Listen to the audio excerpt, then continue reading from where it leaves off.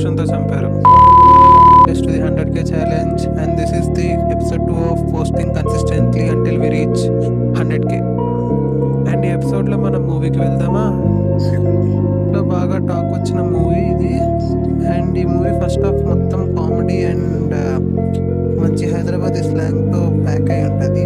But second half మాత్రం totally ఎమోషనల్‌గా and totally crying మూమెంట్‌తో తీసుకొచ్చిన మూవీ.